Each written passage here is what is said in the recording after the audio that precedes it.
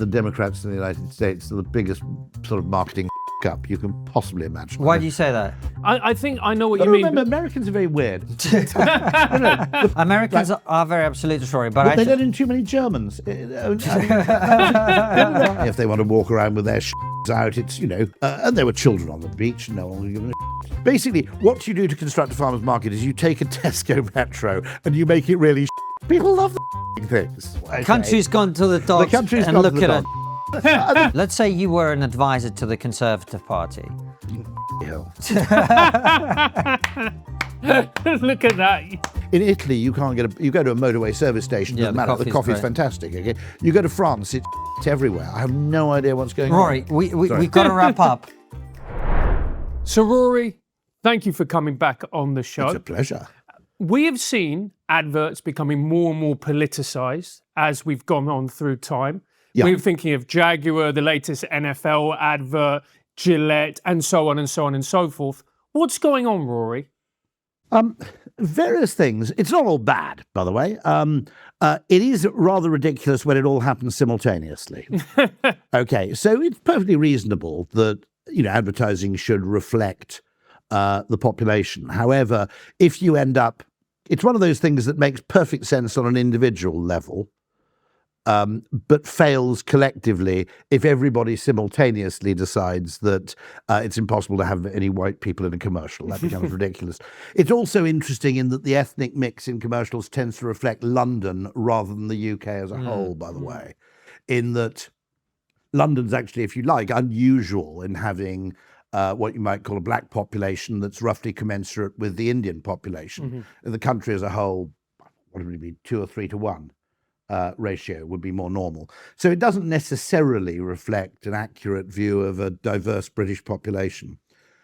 I think there's a second facet, which was there was a very big trend in advertising towards what was sometimes called brand purpose, that you adopted, if you like, a social mission. And that effectively advertising became weirdly ideological. Now, there's always been an element of that. If you look at Coke Hilltop, I'd like to teach the world to sing, which was, of course, a completely diverse group of ethnicities and backgrounds representing the whole world on a hilltop. When you think about it, at the time of the Vietnam War, okay, Coke has traditionally been, by the way, historically, Coke was Democrat and Pepsi was Republican. And going back to the 60s and 70s, when you had a Republican president, they'd basically order in Pepsi. And that was simply because Pepsi was from the north and Coke was from the south, largely. But you had this weird divide in the United States, which obviously Trump has broken with completely, because I think he's a fairly regular Diet Coke drinker, if I'm right. Yes. Yeah. In fact, does he have a Coke button on the desk? I've got a think vague idea. Yeah. They installed a button, which basically when he presses it, someone brings him an iced Coke. But there's always been a component of this in advertising, and I would argue that some brands, some of the time, are big enough to carry it off. And, one of the cases which I would cite, because it's one of ours, would be Dove, which was described as internally the campaign for real beauty, which was about beauty without artifice. In other words, it was a cosmetic brand, which wasn't about makeup and what you might call rivalrous displays, but was something else. And it was a very necessary space in which that brand sat perfectly comfortably. It was entirely consistent with what that brand did. But then you've got weirder stuff like Gillette, which was almost to the point of insulting your own target audience. I found that an extraordinary, weird advertisement. By the way, I'm gonna be very sort of even-handed here. The case with Dylan Mulvaney was really a scandal which was to some extent synthesized by people on the right.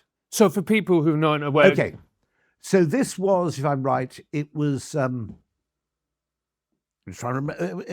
I think it was 2023. It was 2023. Effectively, they sent Dylan Mulvaney some personalised cans of Bud Light. Okay. And effectively, this was just something done by, a young person in the marketing department. It would have been a social media influencer campaign where they sent personalized cans of beer to lots and lots of celebrities and people who had a social following. Perfectly reasonable thing to do. And for some reason, this was taken by the press for its own convenience, as though Dylan Mulvaney had become the new face of Bud Light. Okay. Now, it was simply one part of an enormous campaign of sending, free personalized beer cans to, a whole swathe of people. It didn't really, in itself, I don't know what was going on in the marketing department in and around it, but in itself, it was not intended. Well, this is the interesting thing, Rory, because, and I think that's one of the reasons the story did get big, is that there was a marketing executive. You're absolutely right. Do you remember the woman? Where she was talking, I think, to a reporter or something, and she was asked to explain the thinking behind their new strategy. And she basically said, well, the customer base that we have, I know. We don't really like those people. Their sense of humor is out of date and this and that. I don't think she's any longer with the company, if I'm right. No. I'm a businesswoman. I had a really clear job to do when I took over Bud Light. And it was, this brand is in decline. It's been in decline for a really long time. And if we do not attract young drinkers to come and drink this brand, there will be no future for Bud Light. So I had this super clear mandate. It's like, we need to evolve and elevate this incredibly iconic brand. And what I brought to that was a belief in, okay, what does evolve and elevate mean? It means inclusivity. It means shifting the tone. It means having a campaign that's truly inclusive and feels lighter and brighter and different and appeals to women and to men. And representation is at sort of the heart of evolution. You've got to see people who reflect you in the work. And we had this hangover. I mean, Bud Light had been kind of a brand of fratty, kind of out of touch humor. And it was really important that we had another approach. But that was unconnected, really, with the Dylan Mulvaney thing. I'd also make the point that I was telephoned by the Telegraph about it. And neither of us, neither the Telegraph journalist nor I, could see anything to get angry about. We went and researched Dylan Mulvaney. We found her pretty amusing. Okay? There are people who object on both sides of the spectrum, but we couldn't find anything to get angry about, fundamentally. And by the way, I think there is a point here, which is that Britain is not the United States, but it speaks the same language. And you will suddenly find yourself either bemused by things that upset Americans. I mean, apart from anything else, you've got to remember, I grew up in the 1970s with people like Danny LaRue, okay? There were a lot of people who were never out gay, but who, well, Larry Grayson apparently never, but okay, are you being served? Okay, right? And you grew up with this as part of it was just part of the panoply of, human life, rather like Shakespeare. There are lots of different people in Shakespeare to whom, almost all of whom, he has some degree of affection. Okay, the very British thing, which is, this is the fabric of society is made up from, very, very many different fibers, and we're pretty okay with that. I mean, we're not very conformist as a culture, and therefore the idea that we'd be desperately concerned or threatened by Dylan Mulvaney, I think, would be alien to most Brits. I mean, yes, because I think we're also. I know what you mean. It just doesn't bother me. I think I know what you mean. Remember, Americans are very weird. I mean, the problem with the US, I think, is Dylan Mulvaney's fine. Americans are very weird. No. But part of it was, there is something quite absolutist about them. I mean, I remember. That's true. I've just come back from Fuerteventura, and there were Germans walking around naked on the beach. Okay, Germans do that kind of thing, health and efficiency, all that sort of stuff. They're probably into a bit of the what's it called, perineal sunning. Have you come across this? No. It's a sort of Taoist belief that you should expose your perineum to a lot of sunlight. But as Brits, we just go, well, it's probably not me, but it doesn't really bother me if they want to walk around with their schlongs out. It's, And there were children on the beach, and no one would have given a shit, to be honest. Okay, now, in the United States, that would have been a police matter. Okay? Americans are very absolute, Rory, but Well, they let in too many Germans. I mean, this is absolutely true. It's the problem of the United States. And Benjamin Franklin warned about this. Benjamin Franklin was violently opposed to German immigration. And you do have this very, very weird... You see it in obviously, the person who, in a sense, plays with it a lot is Larry David, which is a very, very weird rule-based culture in some ways, which is there has to be a rule for everything. Yes. And if you notice, if you've driven in the United States, yes, it's very, very strange because if you make a mistake, okay, in the UK, there's a sort of 20-second period of bargaining where you put up your hand. What happened to me? I'd driven into it was a sort of strip mall thing, and I'd driven into what was actually the exits to the car park unwittingly. And I came face to face with a car that was trying to leave. My sister-in-law, who lived in Los Angeles at the time, said, this is going to take 2 minutes. Because all I could do was reverse onto a really busy high-speed highway. I wasn't prepared to do that. It was simply too risky. So all he needed to do was reverse 10 feet. I would then pull over to the left. He could exit. Now, in the UK, we would have done this by a process of kind of bartering, where I would have put up my hands to say, sorry, my bad. And he would have gone, yeah, we all make mistakes. Slightly grudgingly would have reversed. I would have then pulled away, all solved. He would have called you a prick as he was driving off in his head. Yeah. My sister, he might have done that, but my sister-in-law said, this is going to take about 1.5 minutes. I said, what on earth do you mean? He said, because they're not meeting this with, oh, I see, something unusual has happened, therefore I have to adapt, okay? I had broken the rules, and therefore there was something fundamentally wrong about the situation. And consequently, sure enough, that's exactly what happened. About 1 minute later, the guy got sort of pretty irate, but just accepted that he had to reverse. But what would have taken like 15 minutes of mutual understanding here was literally a case of total incomprehension. Yeah. No, I agree with you about Americans, and this is all very interesting. But I think the Dylan Mulvaney case is different because, as I'm sure you're aware, there's been a raging debate about the trans issue and how it relates to specific things.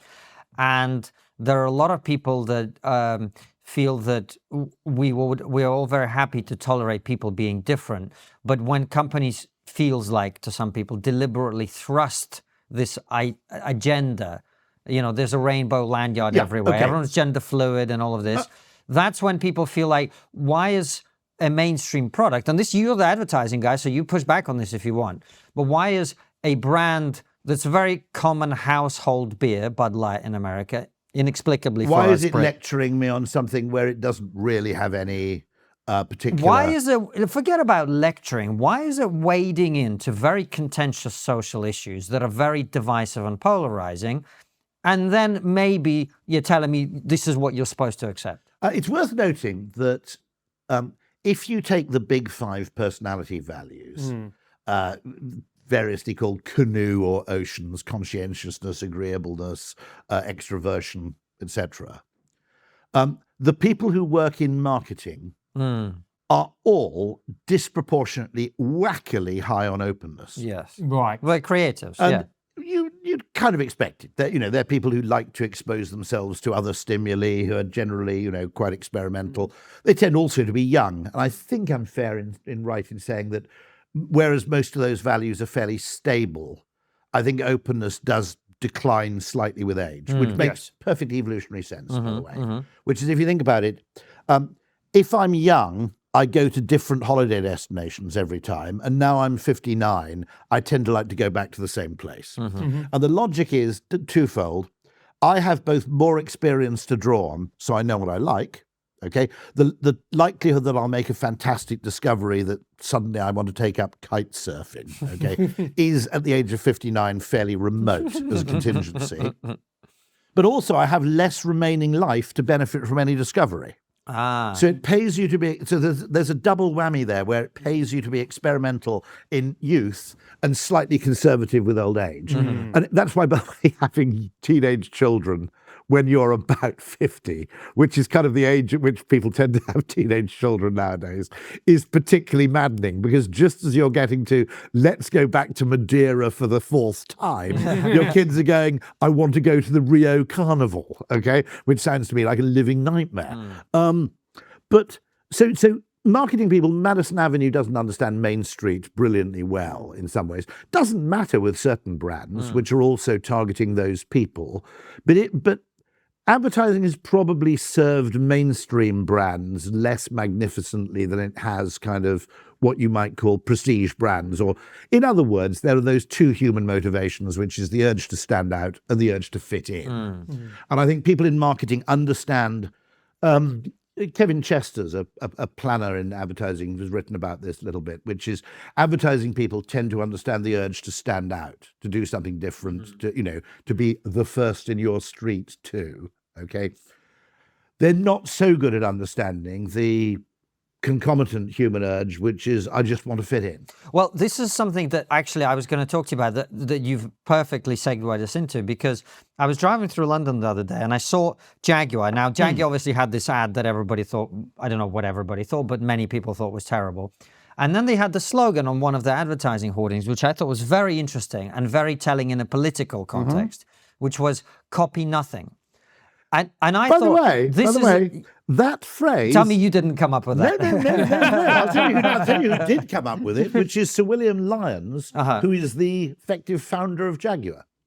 So it's actually very on brand. His whole mission for Jaguar was to be a copy of absolutely nothing. Yes. And you might argue that Jaguar at its absolute height with the XK120 or the E-Type was a staggeringly original, extraordinarily revolutionary car brand. I'm much more sympathetic to that campaign than many people. And the reason is, at TRIGGERnometry, we value transparency and expertise in all our partnerships. That's exactly why we've chosen Augusta Precious Metals. Personally, I've taken steps to protect my wealth with gold. Augusta makes that process simple and trustworthy. Gold has stood the test of time, holding its value through wars, recessions, and market crashes. Augusta Precious Metals helps people like you protect your savings with gold, an asset that doesn't just sit on a spreadsheet, but is tangible, real, and proven to endure. With Augusta, it's about more than just buying gold. They educate you on why gold matters and how diversifying your savings with a gold IRA can shield your retirement funds from inflation and economic instability. And they make it simple by offering a free, no-strings-attached info kit to get you started. Augusta Precious Metals is backed by thousands of glowing reviews from satisfied clients and maintains an A+ rating with Better Business Bureau. Their commitment to trust and transparency is second to none. Don't wait until the next financial crisis hits, because it's not a question of if, it's a question of when. Text TRIGGER to 35052 to get your free gold IRA info kit. That's an SMS to 35052 and simply quote one word, TRIGGER. Protect your wealth, prepare for the future, and take the first step towards securing your financial future today. I'm much more sympathetic to that campaign than many people. And the reason is that what they're doing is not good brand management by the standards of someone who has a great brand in a growing category which they want to maintain. So it breaks all the rules of what you might call brand consistency. If you were Tide's detergents, okay, it breaks all those rules. However, and this is important, I think there are cases where you do break those rules, one of which is challenger brands, okay? In other words, if you're Octopus Energy, for example, you don't behave in the same way that you would if you're British Gas or BDF. Okay. And secondly, brands where their category is undergoing enormous kind of cataclysmic disruption. And in this case, first of all, I think it's quite important, by the way, that one element of Jaguar, the Jaguar brand, which should be important, is a large part of the cars should be manufactured in the UK. Consequently, they're going to be expensive. Consequently, you are not going to be a volume car maker. You're going to be much closer to Range Rover, if you like, or even more expensive still, if you want to maintain that kind of element of where your cars are made.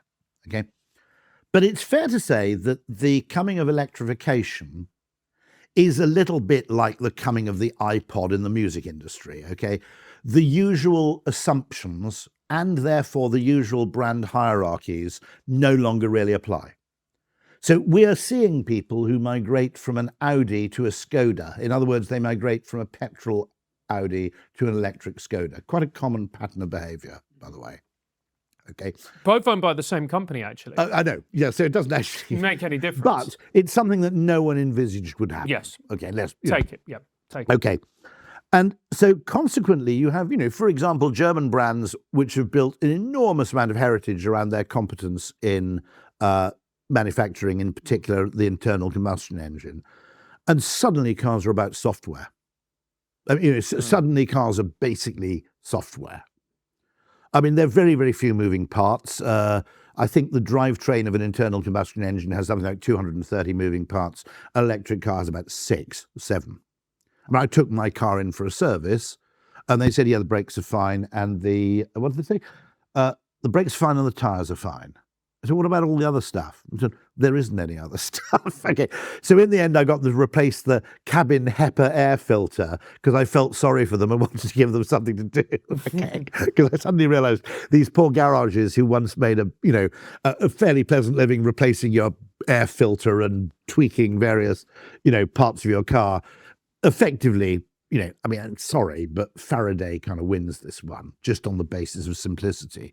Once you have reasonable battery energy density, you can't compete. And so you have this very interesting position where what is the standard hierarchy in, the automotive world, which has been pretty, it's pretty stable. Suddenly everything changes. And it is one of those cases like the music industry where therefore doing something completely radical because you're going to need a completely different target audience. You cannot survive as an electric car maker, particularly selling low volume, super premium cars, selling to people who are highly nostalgic about, driving gloves. Okay. Okay. So to some extent, you have to acknowledge that the market is going to move very dramatically, and therefore you have to do something which seems, in some ways it seems slightly counterintuitive. You have this amazing heritage. Why would you turn your back on it? But it's a little like the problem of red telephone boxes, okay? Everybody loves them, but nobody uses them. And it's no good as a brand being widely loved if people aren't prepared to pay for the thing you offer. But surely there is a market, Rory, for the nostalgic experience in which you have the battery-powered car, but you have it with the Jaguar wood paneling, where the moment you get in, it evokes George Best, the 1960s, the E-Type, blah, blah, and it feels like heritage, which is completely different to sitting in a Prius, for example, which is utterly functional, does the job, but let's be fair. Bear on, this car hasn't been launched yet, and certainly the early prototype had really interesting use of things like stone within the car. It's going to be a craft-built car, given the price point they're envisaging, okay? But you've got to remember that the Jaguar XK120 was a supercar at a bargain price. 120 because it could go 120 miles an hour, which at the time was serious shit, okay? And the E-Type was, they were modern cars, okay? I mean, I don't think, you can argue, yeah, okay. Both of those cars, when they came out, were futuristic. It's completely wrong to say, I mean, undoubtedly, by the way, there is a very, very interesting business which takes old classics and electrifies them. Fascinating business, because in some ways it's a gorgeous car because you have all the reliability, quietness and everything else and performance of an electric car. I mean, there's someone who makes electric classic Range Rovers. I mean, literally from the 70s, they take Range Rovers from the 1970s and electrify them. I think it's a fantastic business, but I don't think it's where JLR should be. So I'm defending, by the way, I'll also defend it on the basis that, okay, this is not a rich company. I think in the United States, okay, I've got a vague idea. In the last year they were selling Jaguars, they sold 7,000 cars. I mean, that's not a business, okay? And they haven't got a huge advertising budget. And yet and it wasn't an ad. Okay, just to be clear about this, just as Dylan Mulvaney was not an ad, it was a piece of what you might call other communication. I think it was probably a brand film, okay, which people watched and assumed was an ad because it was being shown on television or on YouTube repeatedly. I think the media budget for that ad was probably zero.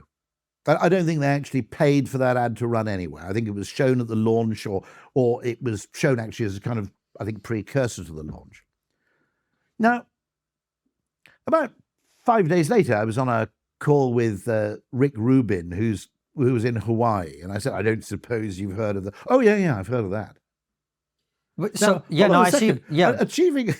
You have to have but do you think with worldwide advertising, no such thing as bad publicity is true? No, it's not. It's not. I don't think it universally is. True. No. I mean, that would be ridiculous. However, being ignored is a problem. No, I agree. But so I take your point, which is this is a brand that's in a very difficult situation. They have to shake things up. I also accept the fact that, people like, I respect greatly Byron Sharp, Mark Ritson, sort of marketeers, get very cross about it because their whole point is how you effectively stay true to long-established brand values that have been bought at great expense over time.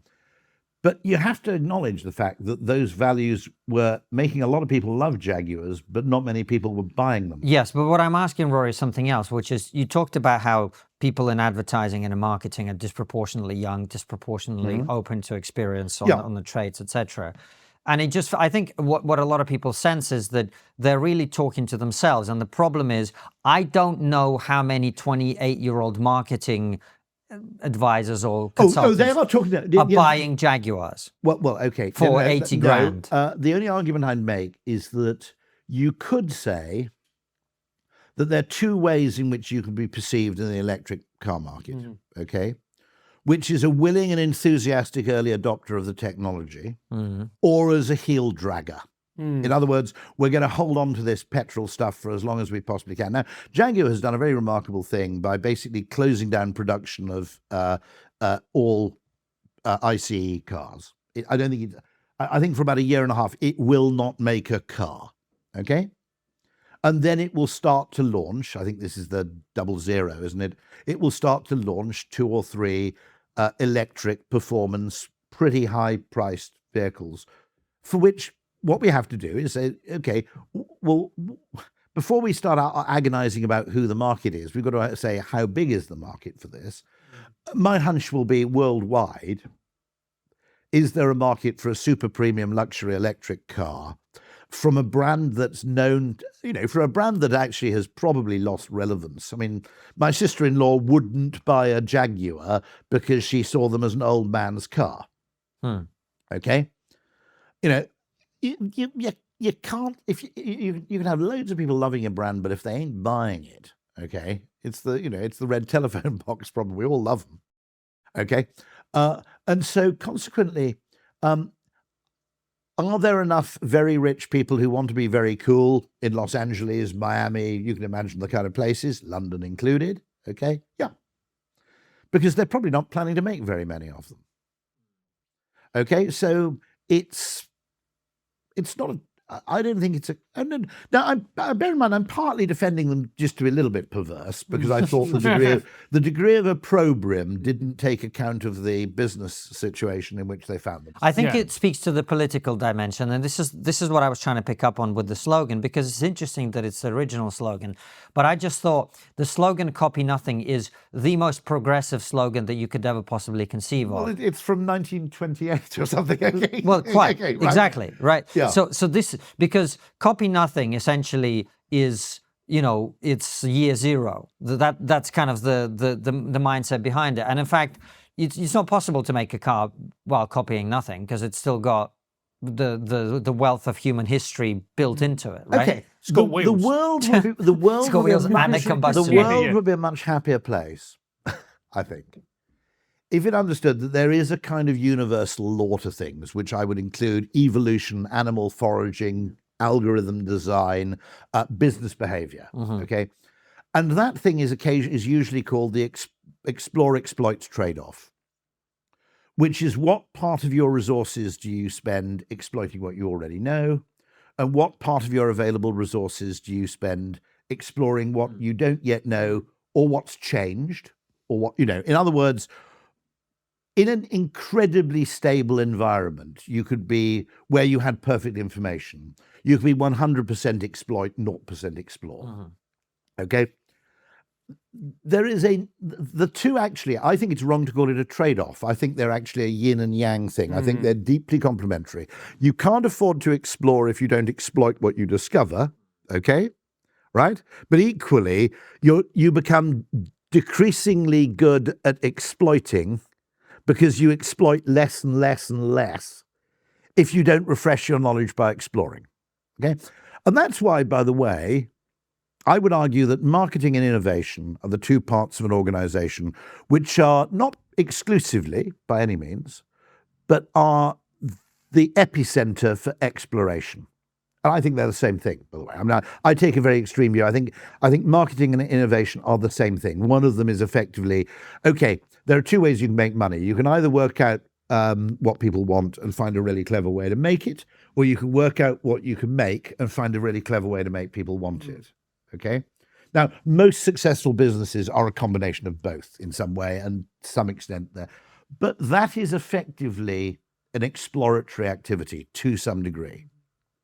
What I think has happened in business is business has been taken over by the finance function, for example, which is obsessed with deterministic gains to what you might call efficiency, because they're and effectively it becomes an exploit business which no longer explores adequately. And in the short term, it's a perfectly reasonable thing to do. In the long term, you actually go out of business. And an example of this, by the way, which never occurred to me, despite the fact that I worked in marketing for bloody years, it's in John Kay's book, The Corporation in the 21st Century. The companies that have been around for 150 years in the Fortune 500 or the FTSE, okay? If you look at the really long-lived companies, they're Unilever, they're Nestle, they're Procter & Gamble, they're marketing-led businesses that are constantly having to effectively rethink what they do on the basis of changing tastes, perceptions, needs, etc. Okay? And it's the focus on the consumer that effectively keeps them dynamic. If you focus on your internal efficiency metrics, which I think a large part of businesses actually do now, you gain short-term, very predictable gains, which finance people love and which arguably the stock market loves, at the price of long-term fragility or irrelevance. Okay? And so we'd be a lot happier. So I made this point for ages about bees, which is that, a large proportion of bees follow the waggle dance. They take information on where there is a source of nectar or pollen or something else they collect, and they follow instructions based on existing knowledge, and they go and collect it. Very easy accounting procedure. Energy expended has to be less than energy recovered. Okay, that's double entry bookkeeping. It's easy. Okay, but to their surprise, bee experts discover that a proportion of bees ignore the waggle dance and go off at random, which in the short term is inefficient. However, if you think about it, okay, what happens if you don't have those random bees? One, you can never get lucky because you never discover anything new. So consequently, you can't actually grow because you're limited by the extent of your own knowledge. Second, you're highly vulnerable to a change in circumstances because if cows break into your favorite field and eat all the bloody flowers, you suddenly got nowhere to go. Okay? So bees have built in this apparent inefficiency, which isn't an efficiency at all. I think it's actually a benign loop, the explore-exploits trade-off. And I think the two are complementary activities, but we see them wrongly as being in opposition. And so I would argue that I'm totally sympathetic to that conservative point of it already works, don't mess with it. In fact, Hayek kind of wrote a piece, didn't he, Why I'm Not a Conservative. Yes. And his whole argument was, well, it's because actually things have to change. I don't think intelligent conservatives think things shouldn't change. Agreed. Okay, right? But you're absolutely right in things like respect for Chestertonian fences, that your exploratory activity should be to some extent ring-fenced and constrained, and not only in extent but also in speed. You don't want bees jumping on every passing fashion, okay? They will actually effectively, it will take time for a discovery made by a scout bee to filter back into the waggle dance. But I mean, I actually met a scientist who's an expert in neurodiversity who makes the same point, which is she believes that neurodiversity in humans is actually a manifestation of the same thing, which is you don't want everybody to think alike. Okay, it's very, very valuable in any group of people to have people who see things differently. One group of which would I include, by the way, comedians, in my view. Okay, I mean, I would argue that comedy and humor, which is a human universal, would probably get suppressed in some adults. I would argue that was the weirdest thing about having young children, is how early the sense of humor develops. I mean, you can actually play jokes with with infants who have no faculty of speech. You can actually do silly little, okay, it's a bit slapstick. Okay, right. It's not verbally sophisticated, but you can make them laugh. That astonished me. I mean, well, my son is 2.5 and he's discovered toilet humor. So he's worked out that if in the middle of a conversation he answers a question with the word poo, then this is it's fantastically funny. Exactly. Yeah, I have these two imaginary places with my children called Poo Town and Wee Town. And I had to tell these incredibly long, convoluted bedtime stories about basically a place that was absolutely obsessed with feces and another place. Now, I remember my friend at university rang the professor of Hungarian at the University of Cambridge, and his son answered the phone. He said, "No, could I speak to your father, please?" He said, "No. He's on the toilet." And of course, the professor of Hungarian then appears, takes the phone, and he says, "I'm terribly sorry, that was my son. I was, of course, not on the toilet." But Rory, let's go back to something, because I think this is a very important point, which is the thing that gets my goat personally, and as someone who doesn't identify as conservative, despite what everybody else says, is the moralistic aspect of this. Where I look at these companies, I completely agree. And particularly Ben and Jerry's, and they start lecturing me about Palestine or whatever it is, and I go, hang on a second, what, you're owned by Procter and Gamble? Unilever, I think it is. Oh, Unilever. Yeah. Unilever. Who are you to be lecturing me about zilch? And it angers me. In that case, the founders of that brand are, I can't remember where it is, it's Vermont or somewhere, isn't it? Yes, I think it is. Okay. You can argue, okay, it's not a very good idea. Generally, it's not a good idea to align your brand along political lines, because for the obvious reason that it's not a good idea for a brand to alienate 50% of its target audience. In the words of Michael Jordan, Republicans buy sneakers too. Yeah. That was absolutely right. He was asked to endorse, I think, a Democratic candidate, wasn't he, in his home state. And his argument was Republicans buy sneakers too, which they do. And it's not a good idea to do that. I mean, it doesn't seem to have hurt Taylor Swift having said that, but nonetheless, it's probably hurt Elon, by the way. If you look at Tesla sales in Europe, there seems to be some sort of cars are a very visible part of yourself.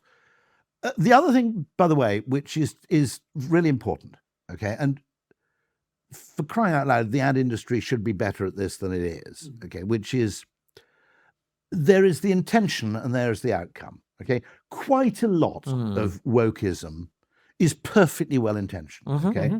I wouldn't wish any harm on any of the groups which they intend to support, okay?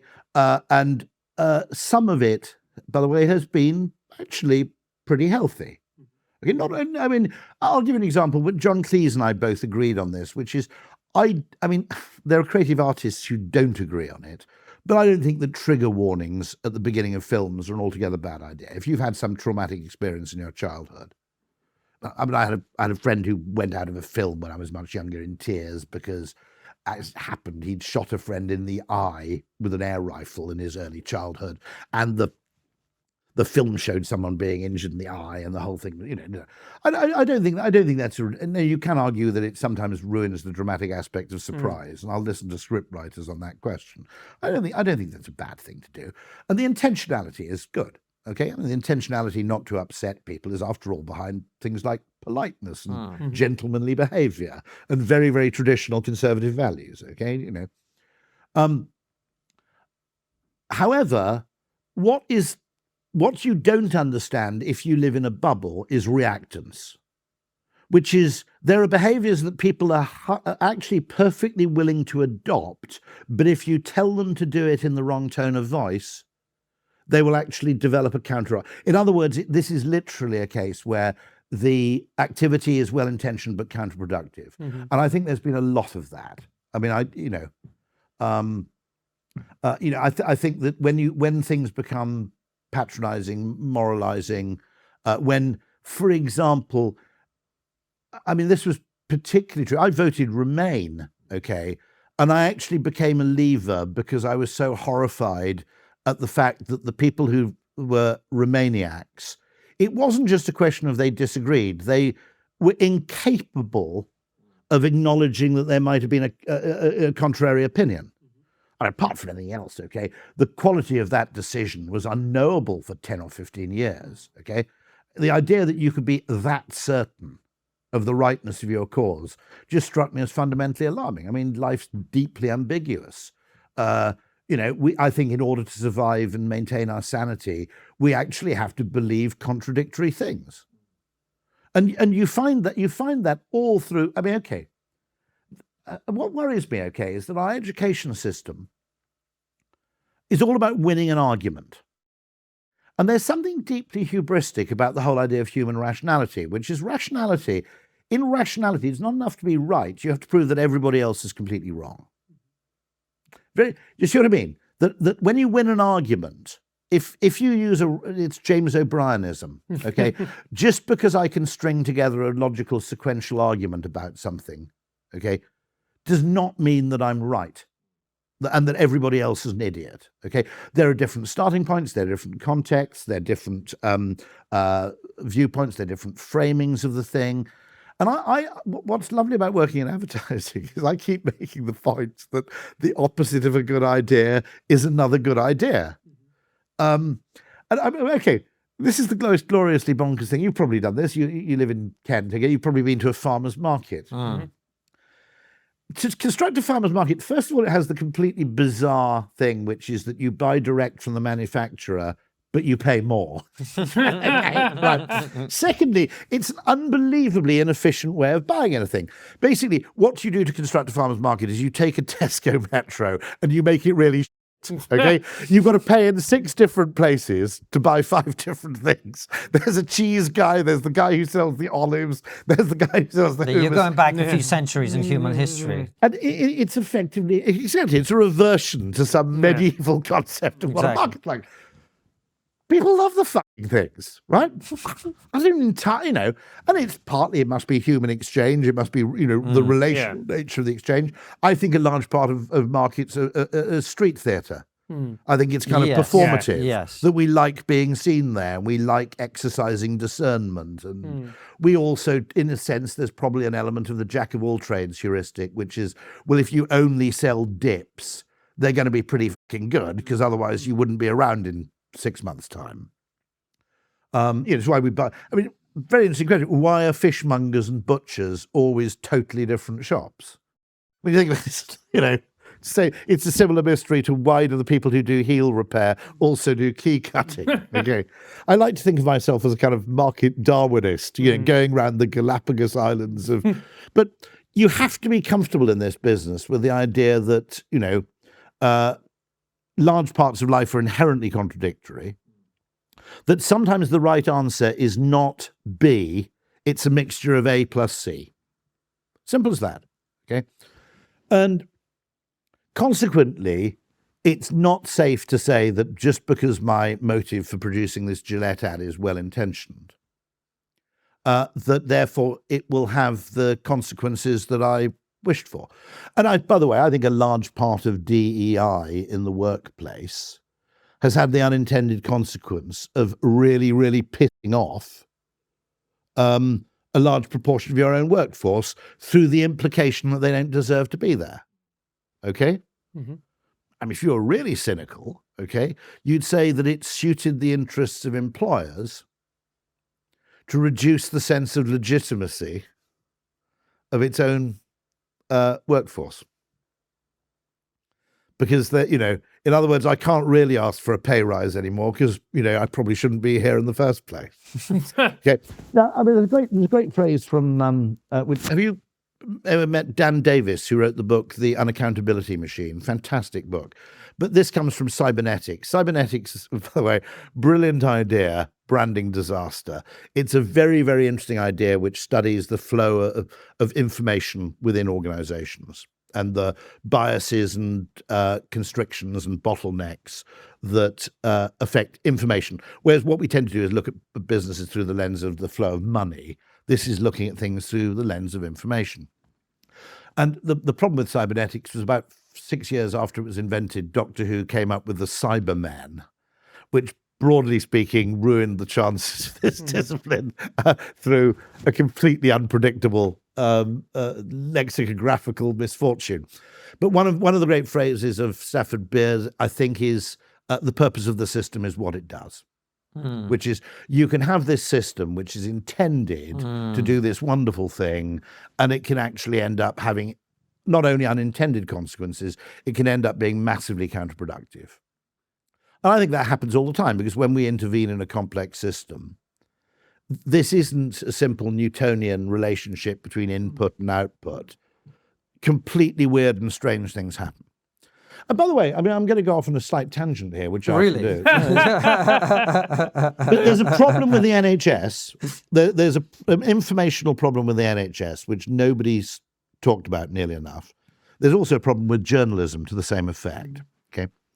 Now, in the United States, the customer, if you like, of a hospital, for example, is to some extent the patient. He is also insurance companies and everybody else, but ultimately it's the patient. If you're a doctor at the Mayo Clinic and you go on the record saying, actually, the Mayo Clinic's a bit shit and we haven't got enough equipment and there are patients in all the corridors, none of the other doctors will ever speak to you ever again, because you've basically shat on their turf, okay? Because it might discourage customers from coming to the hospital. So it's in the interests of American hospitals to pretend they're better than they really are, although, to be fair, the Mayo Clinic is incredibly good. So I don't want to I don't want to make enemies there. In the NHS, your source of funding is the government. So the collectively healthy thing to do is to say, we're really beleaguered, there are patients lining up in the corridors.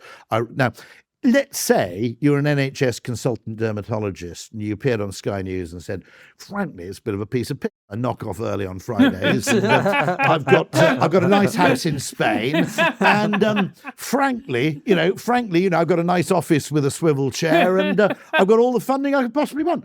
None of the other doctors will ever speak to you ever again, because you've broken the rule, which is you have to say how bad things are. Now, I'm not saying the NHS isn't in a bad state, although many of my experiences with it are actually much better than I expected. It's got a particularly bad user interface and it's not very good at presentation, okay? But actually the fundamentals of what it does, for the most part, I've found pretty impressive. Oh, usually when you get the treatment, it's pretty good. I think the reason people are very concerned about the state of it is the fact that you have to wait a long time to be treated, which you do for many, many things.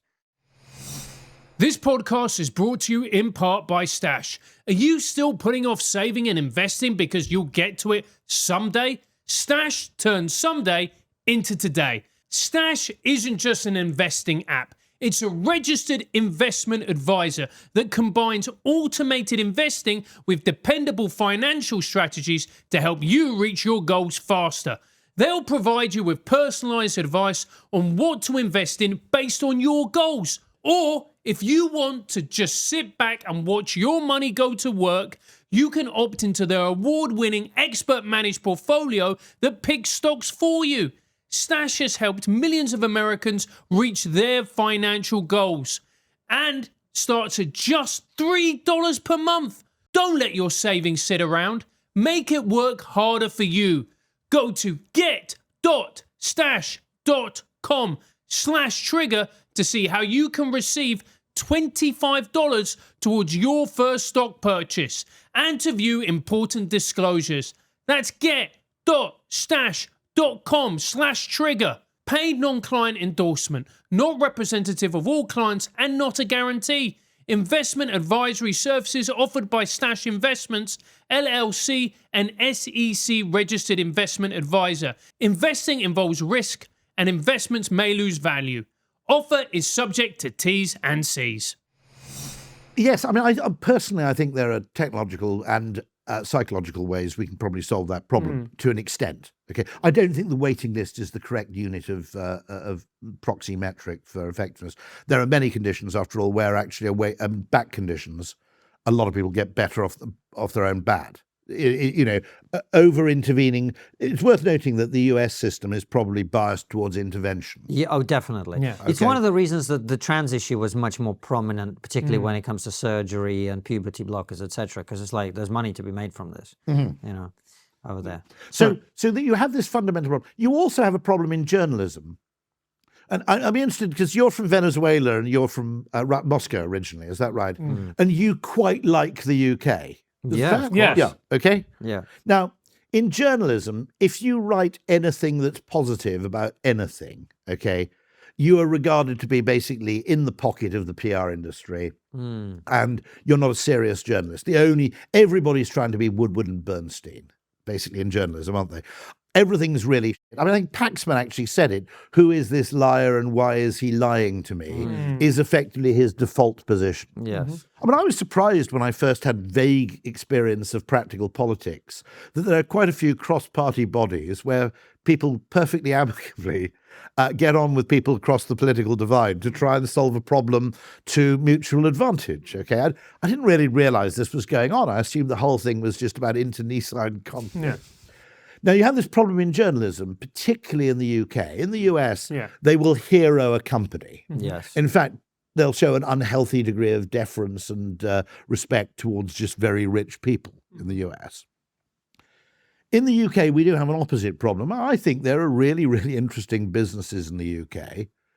Extraordinary businesses like Octopus Energy, for example, or Wise or Monzo, FinTech, Ocado. Okay, actually, the fact that what you can get delivered, which by the way is of huge benefit, by the way, to the elderly. No one ever mentions this fact. Okay, but my dad, the last 3 years of my dad's life were undoubtedly, and he won't up there, he won't mind me saying this, were absolutely heightened by the fact that he could get the entire, well, not quite the entire range, a large part of the range of M&S food delivered to his door. When he was no longer able to travel into the local town where the M&S wasn't that big anyway. I mean, those things are, are material benefits. Okay, if they were run by a charity, we'd think those people were heroes. Okay, and the complete negativity about Britain in the press, I find unbelievably depressing. I think it's ridiculous. But isn't that just a reflection of the culture? Because just as we get the politicians that we deserve, Rory, we also get the media that we deserve. Because if you're putting out content and articles or whatever it may be, and it's getting no engagement because it's very positive, then why are you going to continue to do that if the negative articles that you put out get far more engagement?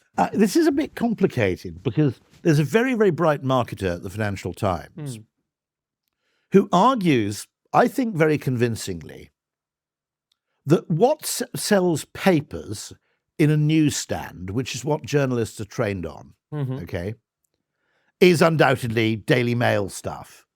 This is awful. My God, it's terrible. Okay. Country's gone to the dogs country's and gone to look the at our dogs. tits. The Daily Mail. I was in the Canary Islands only yesterday. I have to confess, I bought a copy of the Mail on Sunday. Paper. Right, like fucking trees. Right? And I rather enjoyed reading it. Okay, but it does also worry me in the sense that it has this knee-jerk horror of any kind of new thing, whether it's electric cars or drones or whatever, that may have a negative consequence. I'll come on to that a little bit later. And when you say that it's the culture, if you look at old Pathé newsreels, they're insanely upbeat. Plucky British troops, fending off whatever. They're very, very patriotic, first of all, and they are actually very, very optimistic about the future. Okay? So, the 1930s, which was probably the high point of innovation, to be honest, in certainly outside the field of bits. My grandmother went from collecting rents in a horse, pony and trap to effectively jet travel in her lifetime. It was very, very, positive. And so something bothers me about this, that there are a lot of things where there are very heavy informational asymmetries, and I think we just have to be conscious of those. I mentioned the NHS, it is in no one's interest in the NHS to spread a good news story unless it's about how brilliant the director of the local trust is, okay? Because effectively you will lose you will be a social outcast for suggesting the problem is less than it is, okay? There's undoubtedly a negativity bias. Now, where this FT marketing person is very clever is she says that that's true of what gets someone to buy a newspaper or go to a website, but most of our business is subscription.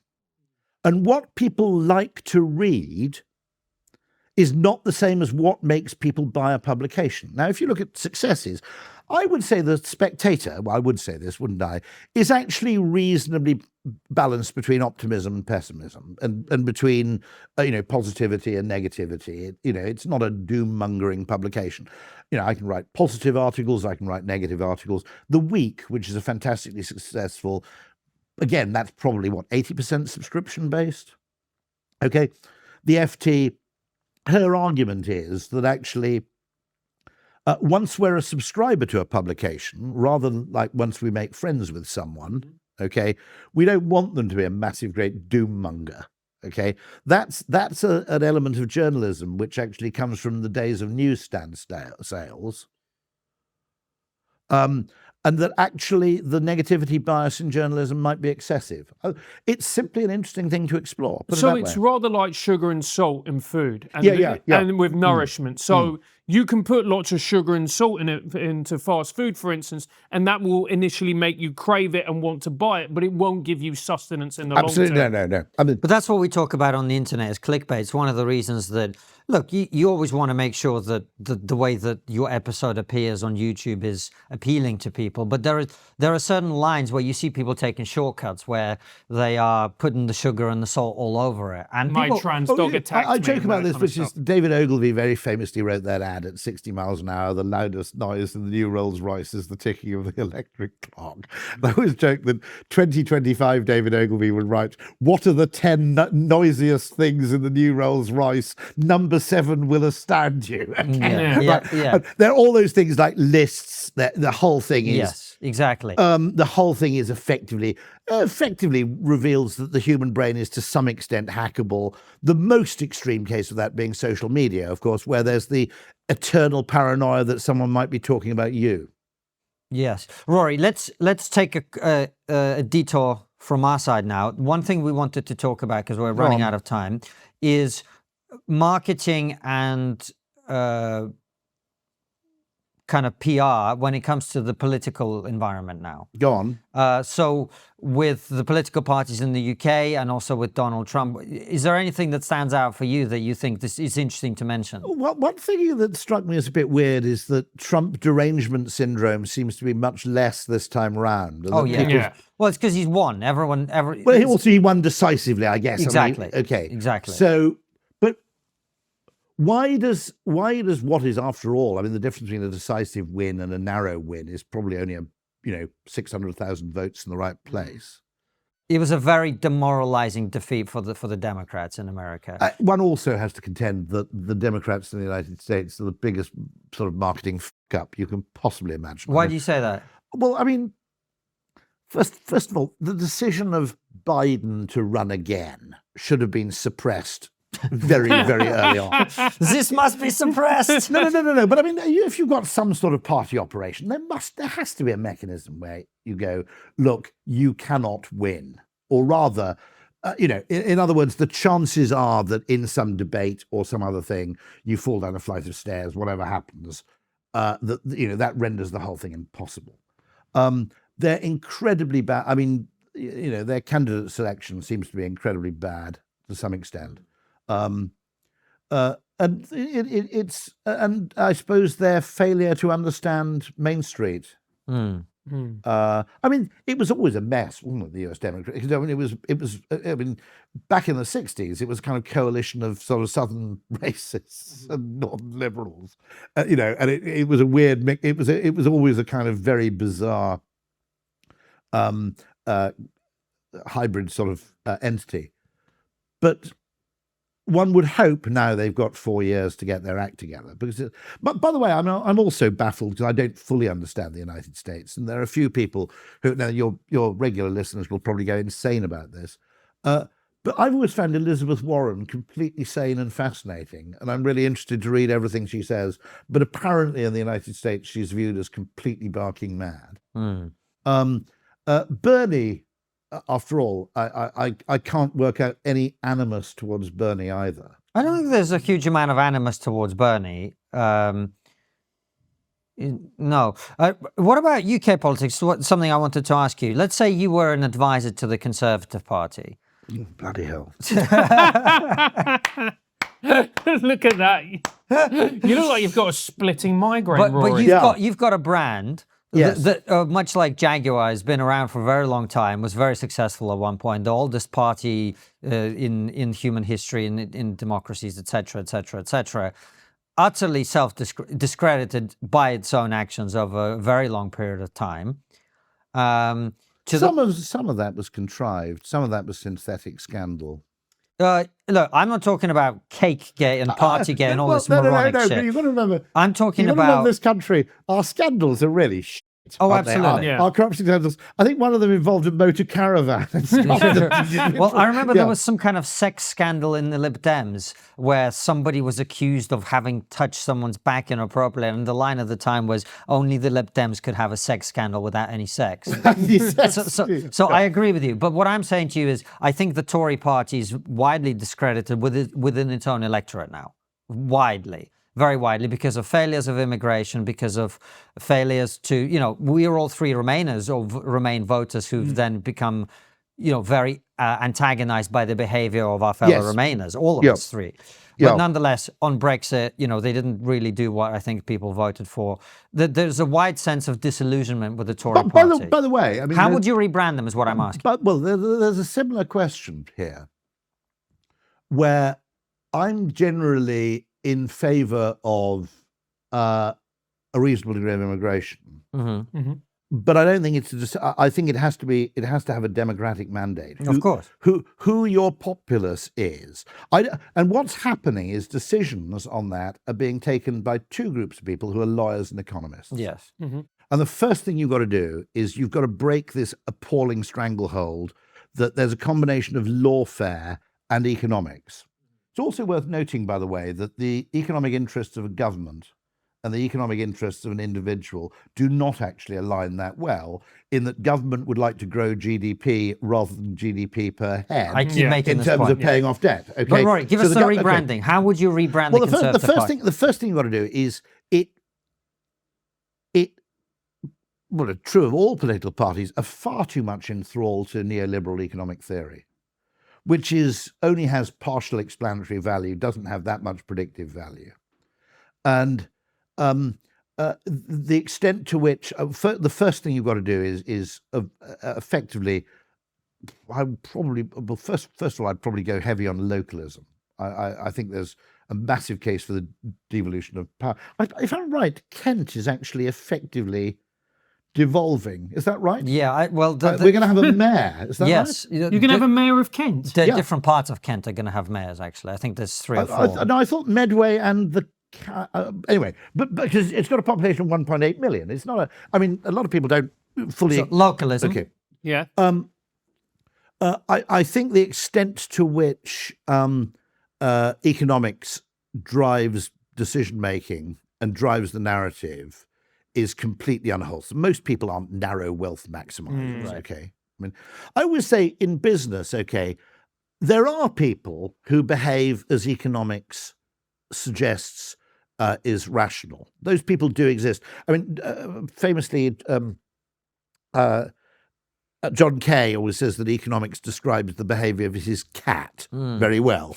Entirely self-interested, totally solipsistic, narrow short-term concerns for food and and warmth No and empathy. comfort. Yeah. No, zero empathy. Broadly speaking, psychopathic. By the way, I like cats. That's the weird thing. But charming. And equally, I'd say there are people who behave exactly as economists think people should behave. You don't want them as your customers, okay, as a business. Yeah. They're the last people you want as customers. They'll just go to someone who's 3% cheaper, with no particular loyalty, affinity, or anything of the kind. They're awful people to have as customers, econs. And my great complaint was that I think a lot of people feel cheated having voted Labour because, as I said, having someone from the Bank of England who's an economist as Chancellor of the Exchequer, okay, in a Labour government, is a bit like going on a Club 1830 holiday and taking your parents along. It kind of defeats the object of the whole exercise. I mean, if you're going to vote Labour and yet you're going to have exactly the same kind of, financial paranoia that you had before, what was the point? And this comes down to an interesting thing. I don't think, actually, Liz Truss tanked the economy. I think there was something entirely different going on, which was to do with interest rates and bonds and pension funds, which happened to coincide with that. But the narrative that as soon as you do something fairly dramatic economically, effectively you're at the mercy of the bond market, effectively means now that nobody will try anything economically interesting. My problem is that I don't really fit comfortably with... Well, the next thing we've got to do, and of course no one will get elected after they've done it, is we've got to start taxing wealth more and income less. It's absurd the extent to which, an intergenerational inequality is a problem which I don't think our generation fully understands, because we, at the very least, caught the end of a property wave which has carried us through life. Your generation did. Yeah. We're slightly younger. Yeah. Forgive us. No. That's We true. never caught the end tell of anything. There are people, most people our age, and we're in our early 40s now, never had a chance to get on the property ladder in the first place. Yeah. I mean, we did No. catch the tail end of it, but it was far less But if you pleasant think about for it, us. one of the reasons Londoners are left wing is the person who, Londoners are paying a lot of money to transport for London. They're paying a lot of money in tax, but they are at least getting something for that. The really extractive force for a young Londoner is your landlord. And so as a Georgist, of course, I fully believe that we should tax property and we should tax the consumption of things that are effectively not creatable or renewable. And so that would probably include energy, by the way, as well, or at least fossil energy. But that's the extent to which the economics doesn't distinguish between rent-seeking activity and creative economic activity. Labour tends to be on the creative side of the equation, whereas buying a house and renting it out, I think we can fairly say, I'm not suggesting that landlords all have it completely easy, by the way, but I'm also conscious of the fact that whoever owns the house where my daughter lives, which is split into 3 flats, never has to work again simply because they happen to buy a house at an opportune moment in 1983, okay? I don't think that's an acceptable state of affairs. I think that's... And the weird thing about economics is all economists are conscious of the difference between rent-seeking and value creation. And yet no economist ever suggests that you should treat the two activities differently in terms of taxation. And so, first of all, I think it's... I think the property market is simply ridiculous. I think it's a massive, great sump. And there is no point in growing the economy if all future gains simply get parlayed into the property market. Okay, so I think you have this instance. My father always believed that he thought that property was too cheap in the 1970s. And he was kind of right. Okay, it was absurdly cheap. Yeah. Okay, in London in 1988, I could have, if I'd wanted to, bought a 4-bedroom maisonette in Notting Hill, admittedly overlooking some railway tracks, for 100 and something thousand. Okay, This is offensive to our generation. I know. I didn't buy it, so Yeah. look. And that seemed expensive to us then, by the way. We thought, ooh, it's, a friend of mine bought a house for 220,000. We thought they were fucking bonkers. Okay, I thought they were insane.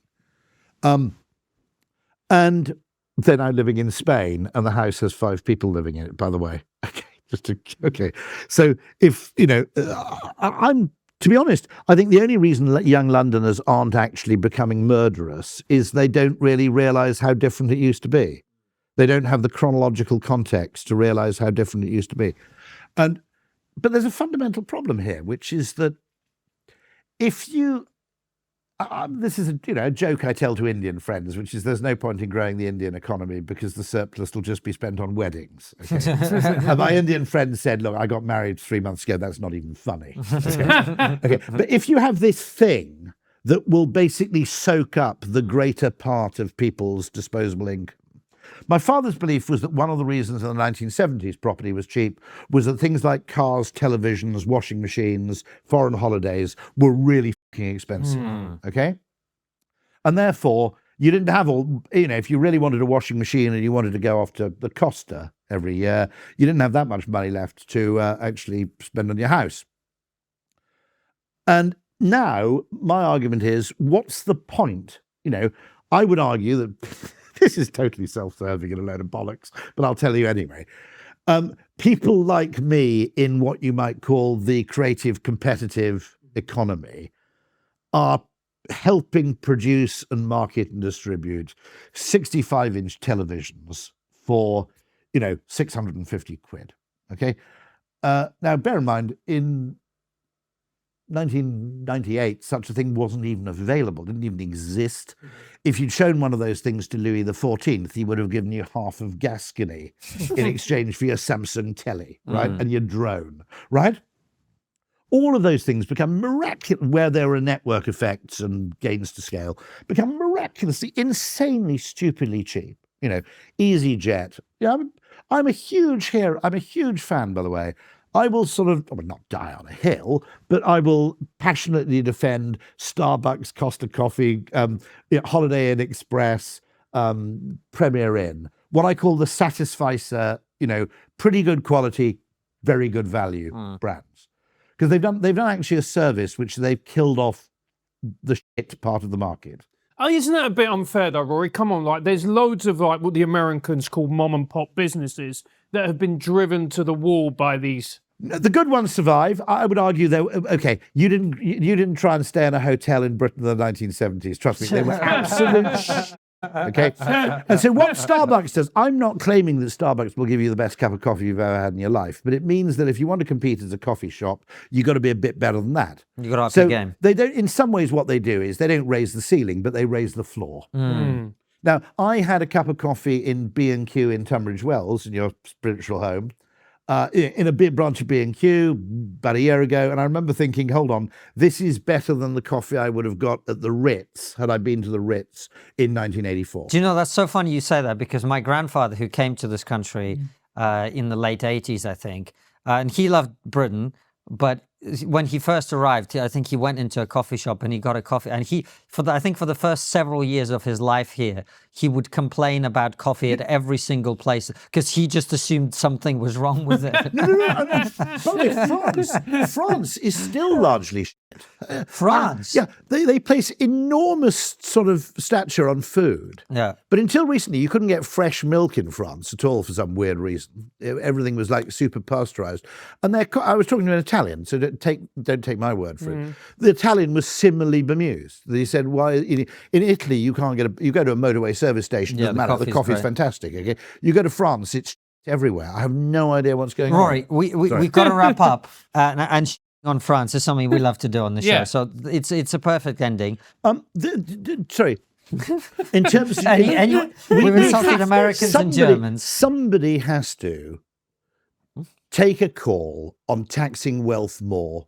Okay, the extent to which a bunch of people have done incredibly well through asset price inflation and have ended up in many cases completely untaxed on a gain which was utterly unearned. Yes. Whereas the people who are actually doing the work are taxed at a marginal rate of 40% in taxation, plus then if you add for a Londoner the cost of accommodation and transportation, you end up effectively, I worked it out once that effectively one of my younger colleagues, if I give them 100 quid, they just about end up with about 15 in terms of discretionary disposable income. This is just bullshit.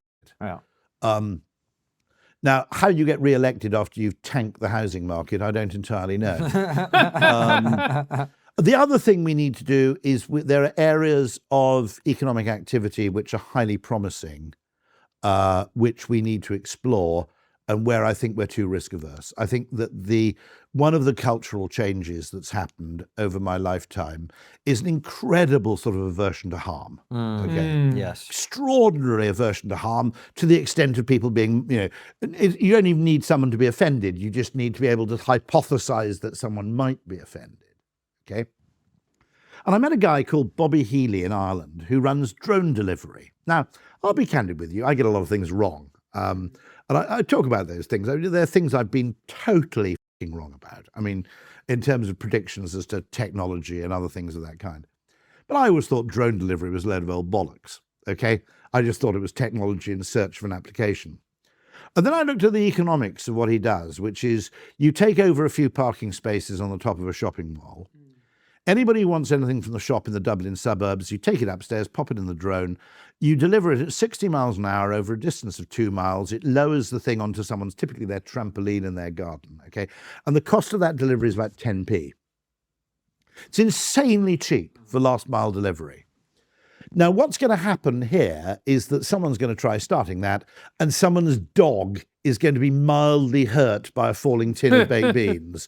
And that will be the news story, okay? For the next 5 days, this terrible threat from, drone delivery, despite the fact that information asymmetry here, moped accidents aren't newsworthy, okay? Every drone is 5 miles of moped taken off the road, okay? The Chinese actually have a name for it. They call it the low altitude economy. It's potentially a really, really interesting thing. And just to give you the contrast about that, about how someone being injured by a falling tin of beans, okay, would be a news story, okay, in 2025. My grandfather, the doctor I mentioned earlier, he had a guy who sort of drove for him and repaired his car, who'd been in the trenches in World War I. And the story told my grandfather was they had an officer, didn't particularly hate him. They thought he was a bit fresh, new, and over-eager, okay? And so he was slightly annoying as an officer, but, nobody they particularly despised, okay? And one day he decides to lead a charge out of the trenches, goes up the ladder with his Webley 45 and gestures forward and goes, "Come on, men, forward," okay? At that point, his shoulder is hit by some shrapnel, which means his arm completely detaches from his body, flies forward about 5 feet, still holding the revolver, where his arm lands in the mud. Okay? They all burst out laughing. Okay, now, I don't want to return to that, okay? I don't want to grow up in a world. Now, admittedly, I suppose, blighty wound, he gets home, he survives the war, worse things were happening every day. So it wasn't totally callous, in a sense. I don't want to live in that kind of world. But equally, I can't live in a world where effectively you have an approach to information which is like saying that a restaurant, it's very, very good that restaurants cater to food intolerances and allergies. It's very good that they offer vegetarian and vegan options, okay? But we're now trying to create a world where you're not allowed to serve food to which anybody might hypothetically be allergic, okay? And you can't have conversation where effectively you have that level of minority rule. Now, just to be clear, I'm not a nutter, okay? I don't understand why they serve peanuts on aeroplanes, okay? Nuts, right?